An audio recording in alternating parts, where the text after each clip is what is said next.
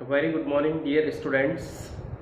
Yesterday we talked about How to Tell Wild Animals, written by Carolyn Wells. हमारी जो book है first flight, उसकी 5th number की जो पोएम को हमने कल पढ़ा था, how to tell wild animals, and the poem was about wild animals, their behavior, their habits. Basically जो पोएम लिखी है कैरोलिन वेल्स ने, how to tell wild animals, ये बहुत ही ह्यूमरस वे में और फनी वे में लिखी गई है। बिकॉज वाइल्ड जो क्रिएचर्स होते हैं, और जैसा कि इस पोएम में बताया गया था, बंगाल टाइगर के बारे में, एशियन लायन के बारे में, क्रोकोडाइल्स, बेयर, इसके अलावा जो है कैमेलियन के बारे में, और भी कई सारे जो वाइल्ड क्रिएचर्स हैं जिसके बारे में इस पोएम में डिस्कस किया गया था। उनकी जो स्पेशल कैरेक्टरिस्टिक्स हैं, जो फीचर्स हैं, उनको बहुत ही ह्यूमरस वे में यहाँ पर डिस्कस किया गया था, और कल मैंने इसकी डिटेल्ड एक्सप्लेनेशन भी आपको बताई थी। ये जो पोएम है ये बहुत ही, एक तरह से हम कह सकते हैं कि फ़नी और अम्यूजिंग वे में जो है स्टूडेंट्स के लिए लिखी गई है, ताकि वो इसको एंजॉय कर सकें और वो ये जान सकें कि जो वाइल्ड क्रिएचर्स होते हैं, they are very dangerous, they can kill us, but in this poem wild animals are here described in a very funny way. Their characteristics or their instincts are shown in an amusing way. So let's discuss some question answers from the poem. आज हम इसकी कुछ important question answer जो है वो discuss करते हैं। First जो क्वेश्चन है, What are the distinctive features of the Asian lion as given in the poem? जैसा कि पोएट ने एशियन लायन के बारे में बताया है, तो उसकी क्या कैरेक्टरिस्टिक्स, जो क्या फीचर्स जो है इस पोएम में बताई गई है, इसका आंसर हम लिख सकते हैं। The Asian lion is a large beast, of course he has brownish yellow skin, उसकी जो स्किन है वो ब्राउनिश और येलोइश कलर लिए होती है। He roars and his sound is very terrible to hear, उसका जो साउंड है बहुत ज़्यादा टेरेबल होता है, भयानक होता है। It makes one almost die to great fear, और अगर हम उसके साउंड को भी अगर हियर करते हैं तो we can easily get afraid और die. He is found in the forest in the eastern countries of Asia, और जैसा कि इसमें बताया गया है कि वो एशिया में जो ईस्टर्न कंट्रीज है वहाँ के जंगलों में ये पाया जाता है, Asian lion. That's why he is called Asian lion. इस तरह से हम इसका आंसर दे सकते हैं। सेकंड क्वेश्चन है, how does the Bengal tiger look? Bengal tiger है वो कैसा दिखाई देता है? What does the poet tell about him? और पोएट जो है कैरोलिन वेल्स, उसके बारे में क्या बताते हैं?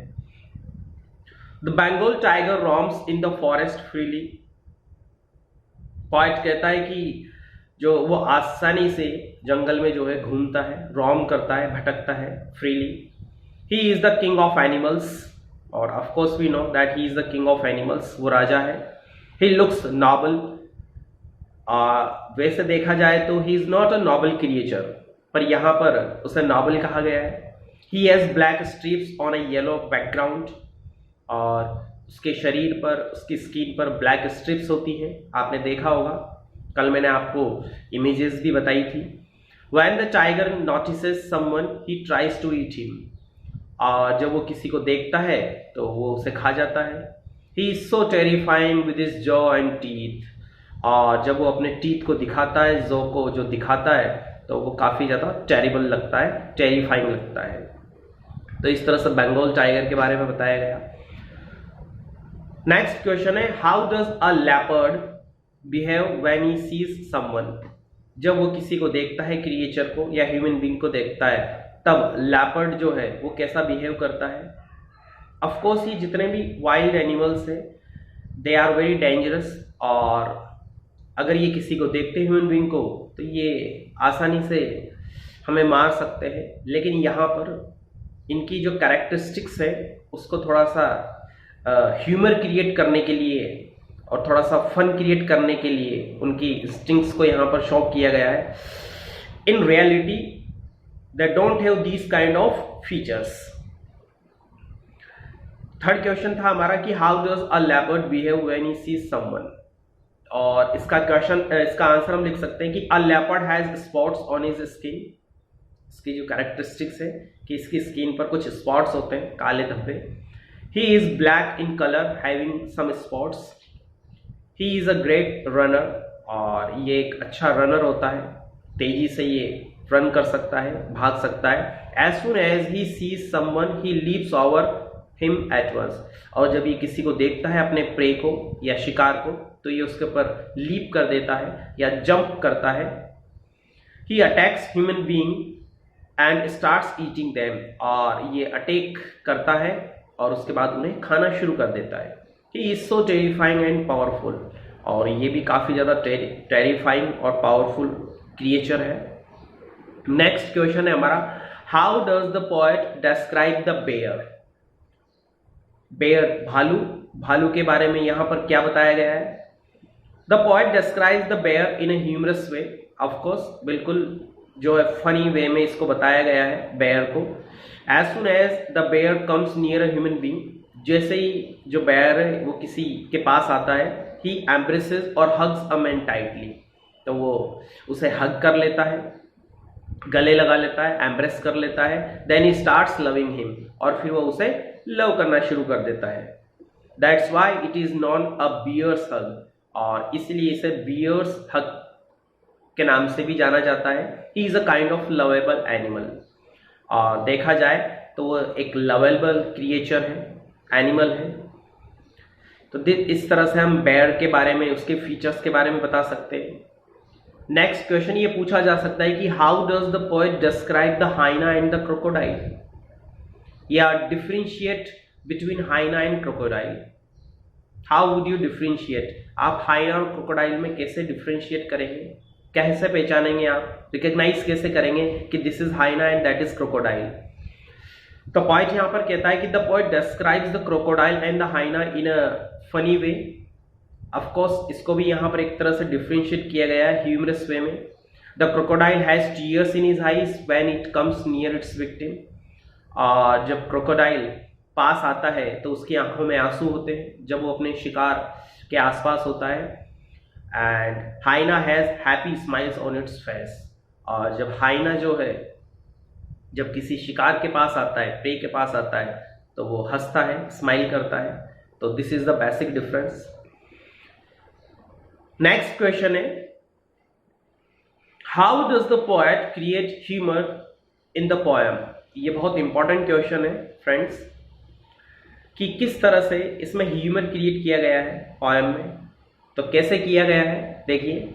The poet creates humour by describing various beast of prey differently.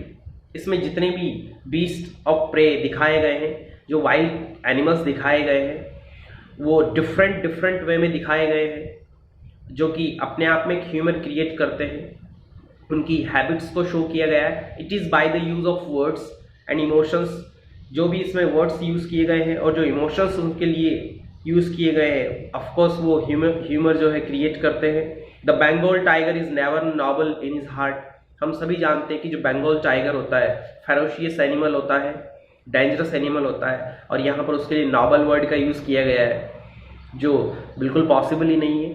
The leopard kills his prey in moments, और लैपर्ड जो है वो अपने शिकार को विद इन नो मोमेंट्स, एक क्षण में वो उसको किल कर सकता है।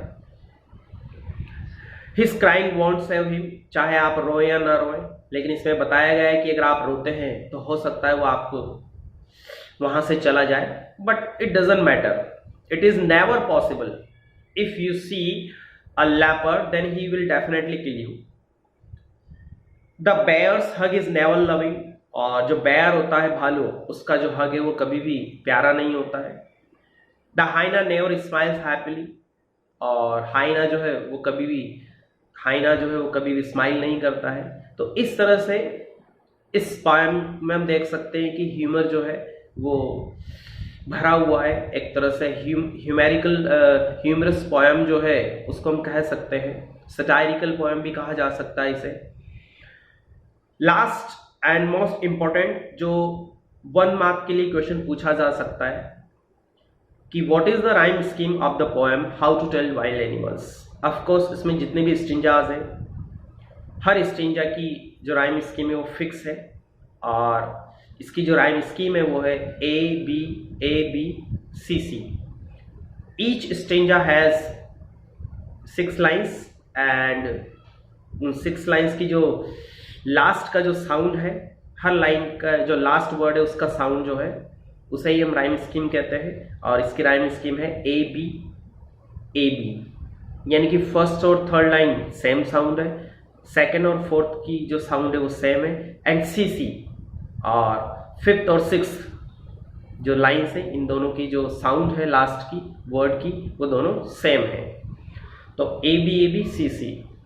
सो डियर स्टूडेंट्स, ये कुछ इंपॉर्टेंट क्वेश्चन आंसर्स थे। एंड जाने से पहले एक बात कहना चाहूँगा, ये जो वीडियोस जो मैं बना रहा हूँ आपके लिए, इनको आप देखते रहें। They are very important for us and of course for you. On coming Sunday there will be a test regarding all poems. जितनी भी पोएम्स मैंने पढ़ाई हैं अभी तक, I think 5 poems I have taught to you. अभी तक मैं आपको 5 पोएम्स पढ़ा चुका हूँ।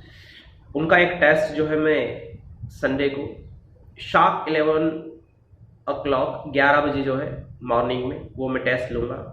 आपको क्या करना है, प्रिपेयर रहना है, और सारे जो वीडियोस हैं पोएम के इंक्लूडिंग क्वेश्चन आंसर्स उनको एक बार पढ़ना है, रीड करना है। आप दोबारा मेरे इस वीडियो को आसानी से देख सकते हैं। सारी वीडियोस जो हैं यूट्यूब पर अवेलेबल हैं, और जो क्वेश्चंस होंगे वो एग्ज़ाम पॉइंट ऑफ व्यू से काफ़ी इंपॉर्टेंट होंगे। सो बी प्रिपेयर्ड, आप तैयार रहें एंड डोंट फॉरगेट, आप बिल्कुल भी मत भूलिएगा कि संडे को 11 o'clock in the morning, sharp 11 AM, उससे 5 मिनट पहले ही मैं एक टेस्ट पेपर अपलोड करूँगा। आप सभी को टेस्ट पेपर जो है अपनी नोटबुक में उसमें से एक पेपर निकाल लीजिएगा, सिंगल पेपर, क्योंकि क्वेश्चंस जो हैं वो 5 होंगे और शॉर्ट टाइप आंसर्स होंगे, तो ज़्यादा टाइम भी नहीं लगेगा, और आप जो है व्हाट्सएप पर उनको सेंड कर दीजिएगा। So dear students, have a nice day. मिलते हैं नेक्स्ट वीडियो में, and get ready for the test.